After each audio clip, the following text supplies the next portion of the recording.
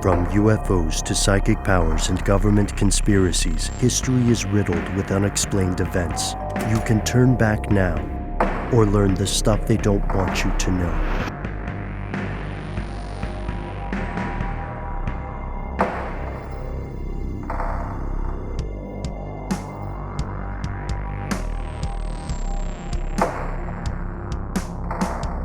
Here's where it gets crazy. Let's go back to that earlier example. One of the first historically proven records of a sanction. Athens tries to shut down its neighbor. Did it work? Depending. No, basically, no. It started the Peloponnesian War. Dang, that's exactly what we wanted to avoid. I know. It's like I can't believe my elaborate system of open flames and oily rags keeps burning down houses. I guess I'll try again. Well, I mean, it's one of those things too, where you push people, you know, and what do? They push back eventually. Even if you're not actually setting foot on their territory, they are eventually going to react. I mean, threaten someone's livelihood or, an entire nation's livelihood and ability to the food on make their table. money. Yeah, those are fighting actions.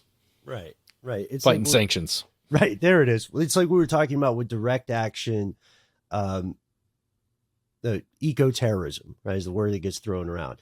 The people on the whaling ship aren't gonna be like, all these things you've done to us. No, you made a good point. They're going to want retribution. They're going to push back. Humans are relatively Newtonian in that regard. So this is not to say the sanctions don't have potential. They just have a lot of serious problems that need to be considered. First, if you look at those unilateral sanctions, one powerful country says no. And that's basically it. One powerful country says no. Does it work? This is something I found this interesting. I wanted to share it with all our fellow listeners. Have you guys heard of the Cato Institute? Cato Kalin, the neighbor? No, but that would be way more interesting. Cato from the Green Hornet? No, but also even more interesting than the first one. Yeah. No, unfortunately, it's none of those things. The Cato Institute is a think tank that does have its own agenda, but it's a think tank that raises some really good points about the dangers of these unilateral sanctions. Like again, the most famous one here in the West is the U.S. embargo against the neighboring nation of Cuba. Not real. I mean, it's politically dirty. It's not as if Cuba attacked the U.S. It's because they didn't want the country to be communist, and that's why they made life just terrible for a bunch of people who didn't really get to decide what kind of government they would live in. They were just born, and when they were born, no one asked them like, "Hey, you're a couple days old. What's your take on the nature of governance?" No, and nobody asked them when they were 20. Nobody asked them when they were 30. Nobody's going to ask them on their deathbed, but they have to bear the brunt of these consequences. So I just pulled a few excerpts here, but would love to go through these and then get everybody's take on whether or not you agree or disagree. And then we'll also shed some light on Cato Institute too. But we'll save that to the end. Unilateral sanctions simply do not work. There are no examples of U.S. unilateral economic sanctions changing the basic character or significant policies of a foreign nation. 35-year economic embargo of Cuba, a tiny country less than 90 miles from the U.S. coast, is a monument to the ineffectiveness of unilateral economic sanctions as a foreign policy tool. This is me, to the point you were making earlier, Matt. I mean, if anything, it's just going to cause further simmering resentment that could explode. Yeah, and depending on which nation or group comes to the aid of the person undergoing sanctions or having sanctions imposed on them, it could become a much bigger problem with multiple people or nations or, however you want to put it, involved. Yeah, and this is so what they're saying here, and there are statistics from other sources to back this up. If you don't like the Cato Institute, what they're saying here is if you measure the goals of the people instituting the sanctions, in this case, the U.S., and then you measure, the cost of that sanction. You measure, whatever metric you want for these regimes, because a sanction is a regime. It's a set of rules and governing policies. If you measure that stuff, it's a bill of goods. It's not doing what people wanted it to do. And the question is that because it's being misused or it needs to be fixed? Or is that because we're trying to fix the problem with the wrong tool? Like a kitchen whisk is useful, but it's not going to help you get a nail into a 2x4. That's what hammers are for. So that's like a very, I think, for my sake, that's a very dumbed down comparison, but that is part of the question. What they're saying here is that the idea of a one entity sanction is just a non-starter. And they also have a little bit of a hit piece, or not a little. This is like the equivalent of a diss track or a diss line in a hip hop song in the academic sense, because they also, as we'll find, accuse the U.S. for giving itself undeserved attaboys for sanctions that it will tell you did work out. And not to mention that they also, the Institute rejects the idea that unilateral sanctions against apartheid South Africa worked. They wrote on that subject, quote, supporters of sanctions often point to South Africa as a success story, but the facts tell a different tale. It is unrealistic to credit the U.S. congressional vote for sanctions in October 1986 with the overthrow of apartheid. It was not outside forces, but powerful and well-organized domestic political forces that, after a 3-decade-long struggle, achieved the peaceful overthrow of an anachronistic system that had no moral standing. Wait a minute. So you're saying the U.S. claimed responsibility for something someone else did? Trying to steal the thunder of someone else's hard work?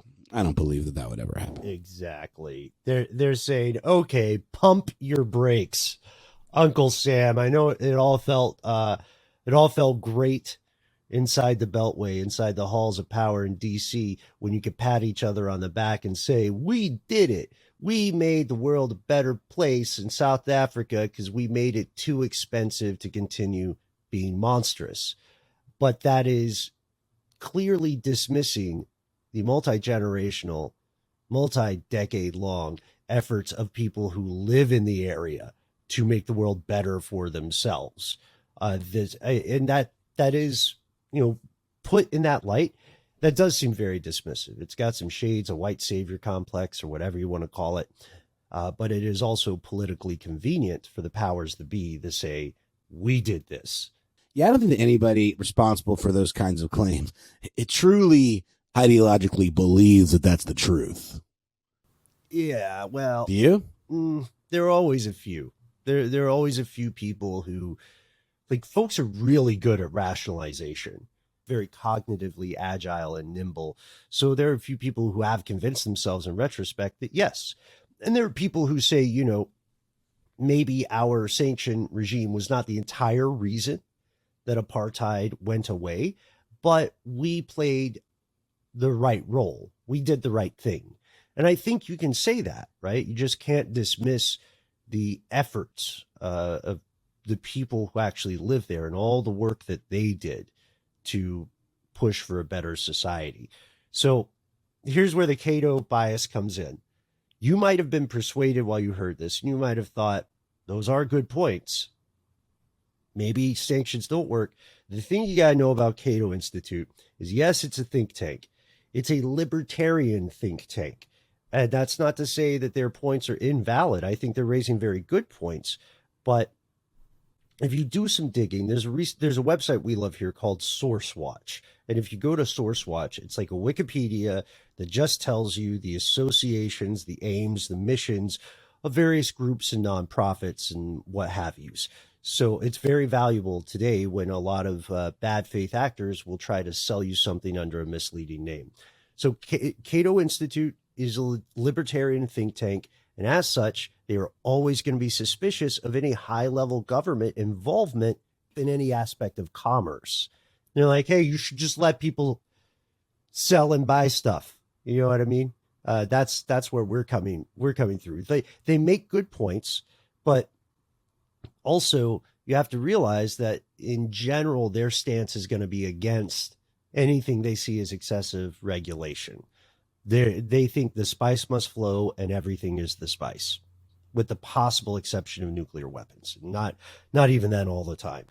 So in the opinion of them and some more conservative, like traditionally conservative forces, the real victim of unilateral sanctions on the part of the U.S., it's not the governments of those countries. It's not even really the people who live in those countries. It's the U.S.-based businesses who, get this, are losing money.